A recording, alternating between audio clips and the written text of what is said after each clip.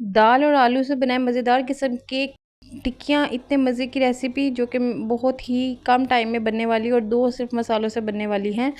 چلیے ہم مل کے سٹارٹ کرتے ہیں۔ بسم اللہ الرحمن الرحیم۔ السلام علیکم، کیسے آپ سب؟ امید ہے سب ٹھیک ٹھاک ہوں گے، خوش باش ہوں گے، ہر حیرت سے ہوں گے۔ ہادیہ's کچن میں آپ کا ویلکم ہے۔ آج میں آپ کے لیے لائی ہوں آلو اور دال سے بننے والی مزیدار قسم کے سنیک، مزیدار قسم کی ٹکیاں، جو کہ آپ چاہیں تو چائے کے ساتھ بھی کھا سکتے ہیں اور روٹی کے ساتھ بھی کھا سکتے ہیں، ایز یو وش، جیسے بھی ہو۔ اس کے ساتھ مزیدار قسم کی ہم چٹنی بھی بناتے ہیں، اس کی بھی ریسیپی میں جلد ہی اس میں ایڈ کروں گی اپنے یوٹیوب چینل میں۔ یہاں پہ ہم نے آلو کو اچھی طرح میش کر لیا تھا۔ آلو کو میش کرنے کے بعد ہم دال کو بھی میش کر لیں گے۔ دال کو میش کرنے کے لیے میں کنڈی ڈنڈا لوں گی، اس میں ایڈ کر کے آپ چاہے تو چاپر میں بھی ڈال سکتے ہیں، لیکن میں یہاں پہ کنڈی ڈنڈا میں کروں گی۔ میں وہ کام کرتی ہوں جس سے میرے دیکھنے والوں کو آسانی ہو، ان کو کوئی مسئلہ نہ ہو۔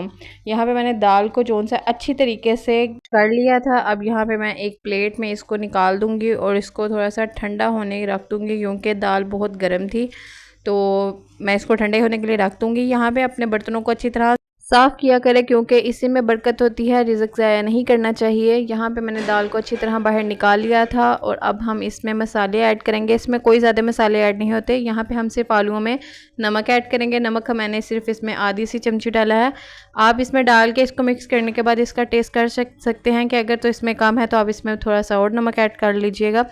یہاں پہ ہمارا آلو جون سے وہ بالکل اچھی طرح میش ہو چکے تھے اور مسالے بھی مکس ہو چکے تھے، تو اب یہاں پہ دال کے اندر میں آدھا چمچ اس میں نمک اور آدھی ہی چمچی یہاں پہ مرچ ڈالوں گی۔ میرے گھر بچے ہیں، بچوں نے کھانے تھے، اس لیے میں تھوڑا سا مرچ کا جون سا ہے وہ کم ہی استعمال کرتی ہوں، کیونکہ بچے آرام سے کھا لیں۔ آپ چاہے تو آپ اس میں تھوڑی سی زیادہ بھی ایڈ کر سکتے ہیں۔ یہاں پہ میں چمچ کی مدد سے اس کو اچھی طرح سے مکس کر لوں گی، تاکہ جو اس میں مسالے ہم نے ڈالے ہیں وہ اچھی طرح اس میں مکس ہو جائیں۔ یہاں پہ ماشاءاللہ الحمدللہ ہمارا مکس ہو چکا تھا مکسچر سارا۔ اب یہاں پہ میں نے ہلکا سا پانی اپنے ہاتھ پہ لگا کے، تو یہاں پہ پہلے میں تھوڑی سی ایک آلووں کی لیئر لگاؤں گی۔ آلو کی لیئر لگانے کے بعد یہاں پہ میں تھوڑا سا یہاں پہ دال کا مکسچر لے کے اس کے اندر لگا کے اور اوپر سے پھر سے میں اس میں آلووں کی فلنگ کر دوں گی اور اس کی ایک ٹکی اچھی سی پیاری سی بنا لوں گی۔ یہ دیکھیں ماشاءاللہ الحمدللہ الحمدللہ، اللہ کی نعمتوں کا جتنا شکر ادا کیا جائے وہ کم ہے۔ دال کو یہاں سے کسی بھی اینگل سے باہر نہیں آنا چاہیے، کیونکہ فرائی کے ٹائم کے وقت وہ باہر بھی نکل سکتی ہے دال ساری ہماری، تو پلیز آپ اس کی بات کا چھوٹی چھوٹی چیزوں کا دھیان رکھا کریں۔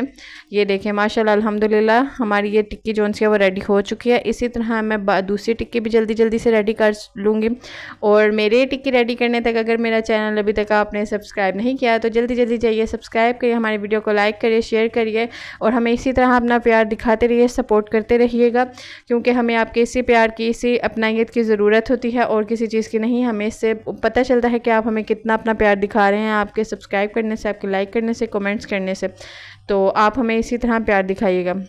یہاں پہ میں نے اپنی ساری ٹکیاں جون سے تیار کر لی تھی، اور اب ہمیں اس کو تقریباً 5 سے 7 منٹ جون سے ہم اس کو فریج میں رکھیں گے، تاکہ یہ تھوڑی سی چلڈ ہو جائیں، کیونکہ ایک دم سے اس کو بنائیں تو یہ نرم نرم سی ہوتی ہیں، تو اس لیے ہم اس کو تھوڑا سا فریج میں رکھیں گے، تھوڑی سی ٹھنڈی کر لیں گے۔ یہاں پہ ہم نے فریج میں 5 سے 7 منٹ رکھنے کے بعد ہم ایک انڈا لیں گے، انڈے کو اچھی طرح پھینٹ لیں گے، اس میں بالکل ذرا سا ہم چٹکی سا نمک ایڈ کریں گے۔ تو نمک ایڈ کرنے کے بعد ہم اس کو پھینٹنے کے بعد ہم اس کو توا میں نے اس کے اوپر پہلے رکھ لیا تھا چولہے پہ، توے کے اوپر میں نے گھی شی وغیرہ ڈال کے پہلے رکھ دیا، آپ چاہے تو آپ آئل بھی یوز کر سکتے ہیں۔ اب یہاں میں باری باری کر کے ہم اس میں ٹکیاں جون سی ہیں وہ ہم توے پہ ایڈ کرتے جائیں گے۔ یہ دیکھیے ماشاءاللہ الحمدللہ الحمدللہ، اللہ کی نعمتیں، اللہ کی برکتیں، بس اللہ تعالی ہم پہ اپنی نعمتوں کی، برکتوں کی برسات اسی طرح کرتا رہے۔ تو یہاں پہ میں 1 بائی 1 کر کے اپنی جو ٹکیاں وہ توے پہ ڈالنا شروع کر دیا ہے، آئل میں ڈالنا شروع کر دیا، آپ چاہے گھی آئل کچھ بھی یوز کر سکتے ہیں۔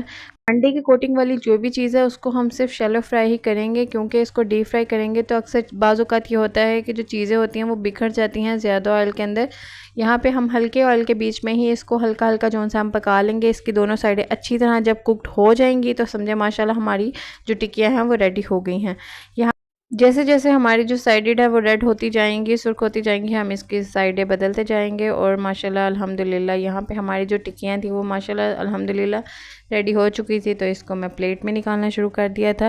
یہاں پہ میں 1 بائی 1 کر کے ساری ٹکیاں جون سے یہاں پہ رکھ رہی ہوں، اور یہ دیکھیں ماشاءاللہ الحمدللہ اللہ کی نعمتوں کا جتنا شکر ادا کیا جائے کم ہے۔ آپ بھی اپنے گھر میں یہ ریسیپی ضرور ٹرائی کیجیے گا، ہمیں اپنا فیڈ بیک ضرور لازم شیئر کیجیے گا، اسی طرح ہمیں اپنا پیار دکھائیے گا۔ مزیدار چٹنیوں کی بھی ریسیپی میں جلدی اپنے چینل پہ اپلوڈ کروں گی، ہمیں سبسکرائب کریں، لائک کریں، شیئر کریں، اور ہمیں اپنا پیار دکھائیے گا، اپنا خیال رکھیے گا، ہمیں دعاؤں میں یاد رکھیے گا۔ اللہ حافظ۔